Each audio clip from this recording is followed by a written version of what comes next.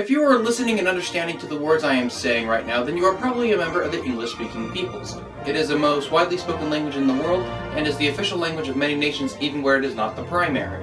The people who speak it have had a disproportionate impact on the world for such a small land of origin. In 1937, Winston Churchill began writing his landmark work, and after a little delay historians like to call World War II, he finally published his work in the mid-1950s. What can we learn from this great epic and the man who wrote it?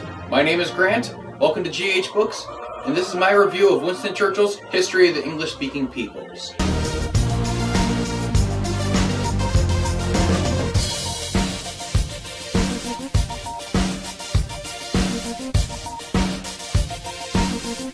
The History of the English-Speaking Peoples is a 4-volume series that starts with the birth of Britain, which covers the history of the British Isles from prehistoric Celts through the Roman, Saxon, and Norman invasions, and finishes with the victory of Henry VII of House Tudor in the War of the Roses. Then we get Volume 2, The New World, which starts with the Tudor era, goes through the Stuart Dynasty, the English Civil War, Cromwell's Commonwealth, and finishes with the Glorious Revolution of 1688. We then have Volume 3, The Age of Revolution, which covers the Glorious Revolution, the American Revolution, the French Revolution, and finishes with the defeat of Napoleon at Waterloo. Then finally we get Volume 4 that covers the histories of the British Empire and the American Republic from 1815 to 1900, including the British conquest of India, the American Civil War, and the growing tides that will reunite the English-speaking peoples. These books definitely give a biased view of history, or at least it is biased on an international level. However, it is actually very objective when it comes to examining the internal events of the British Empire. The author covers a surprising amount of American history, giving a very detailed account of the American Civil War. As much as I once adored Winston Churchill for his wit, I have come to disrespect his skills as a statesman.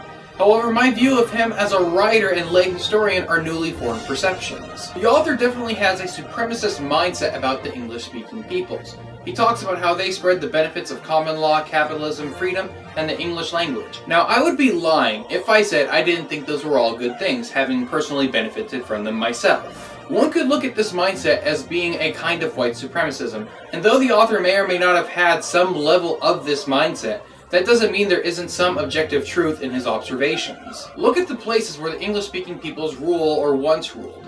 They are better off than most places in the world, being more economically developed and politically stable. The series is very good if you are looking for a primer on British history, and it also gives a very good look at the British perspective of American history and its context within the greater English-speaking world up to the 20th century. My final review is that this is a very good read if you are a history buff like myself, so give it a try if you have the chance. If you enjoyed this review, click that subscribe button for more content like this. Thanks for watching, and keep reading.